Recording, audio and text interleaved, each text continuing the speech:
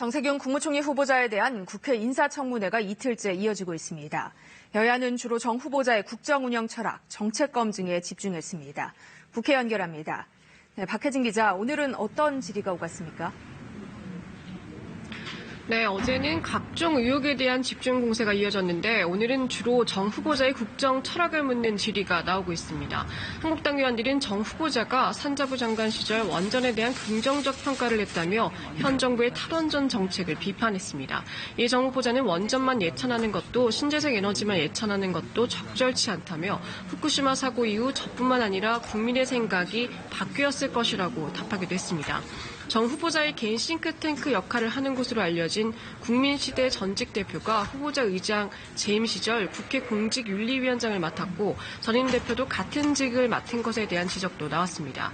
이에 정 후보자는 무보수 명예직이고 사양하는 데 부탁을 한 것이라며 그분들이 일을 잘 수행하셨다고 생각한다고 답변했습니다. 그리고 지금의 국민시대는 2012년 대선 후보 경선 당시와는 완전히 다른 재단 법인이라고 말했습니다.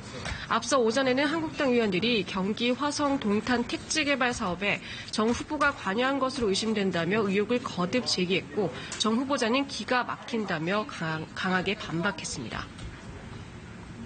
네, 오늘 청문회가 끝나게 될 텐데 청문 보고서 채택이 쉽지는 않을 것 같다고요.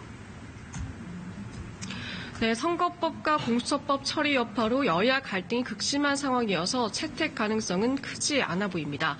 청문보고서 채택이 불발되면 국회의장은 총리 후보자 임명 동의안을 본회의에 직권 상정할 수 있습니다. 의원 과반 출석, 그 과반의 동의를 받으면 되는데 강행 처리는 정부나 후보자 모두에게 부담인 만큼 여당에선 최대한 야당과 협상을 시도할 것으로 보입니다.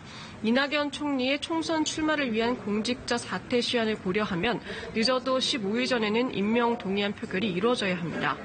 내일 민생법안 처리 등을 위한 본회의가 열리고 13일쯤 다음 본회의가 열리면 임명 동의안 표결이 추진될 것으로 보입니다. 지금까지 국회에서 KBS 뉴스 박혜진입니다.